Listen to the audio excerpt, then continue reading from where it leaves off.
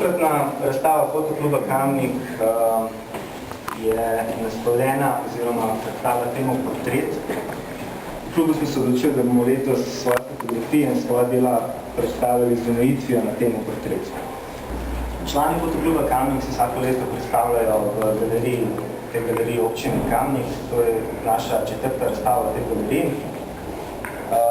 Razpisan je bil natečaj znotraj kluba, na katerem so lahko sodelovali samo člani in so lahko prispevali do 5 fotografij.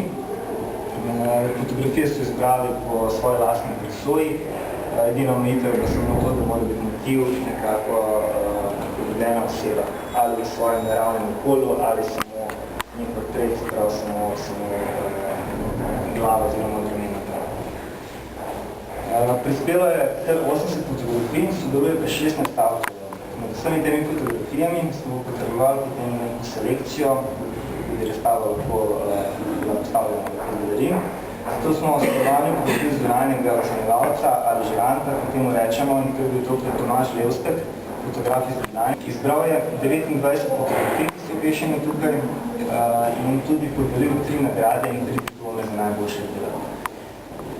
Razstava je pod okriljem Fotografske zveze Slovenije, kar pomeni, da se držimo njihovih pravil in zato vsi fotografi, ki imajo sprejeta dela na razstavi, dobijo fotografske točke. Fotografske točke na to izbirajo in po določenem času, ki naberejo določeno število točk, zato si jo klub ali Fotografsko zvezo za naziv. To so častni nazivi, ki nekako kvalificirajo potem fotografe in povejo o njegovi stopni fotografa, ki je dosežil sodelovanje na razstavi.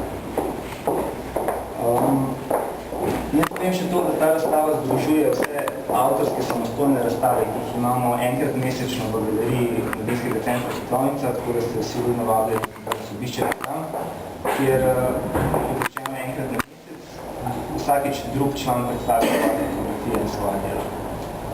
Plašč se je vdal. Nič ne pomaga, v telesu se plazita hlad in vlaga. Ko sem dobil te fotografije, prvo sem bil precej navzhičen, ker se mi je zdelo, da so zelo dobre, ampak takoj naslednja ekipa ta vzhičenost prišla v obup, ker sem jih mogel samo določeno število, kar ni bilo prav zelo enostavno. Tukaj so ostale fotografije, ki imajo neko zgodbo.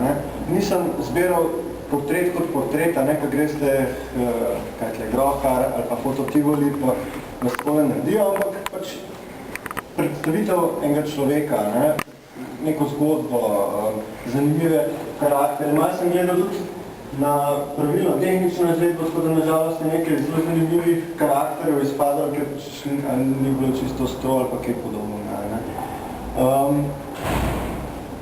Rad bi vsem tistim čestitev, ki so dobili nagrade, ker nagrada ne pomeni, da je res bila fantastična fotografija, ampak da si je avtor zaslužil nagrado z tem, da je imel več dobrih fotografij. Pa mogoče, nažalost, kakšna vse ni prišla v ožji izbor. Se pravi, sem pri nagradah upošteval tudi to, da ni bila samo ena fotografija, ki je stopala, ampak da so bile vse fotografije na nekem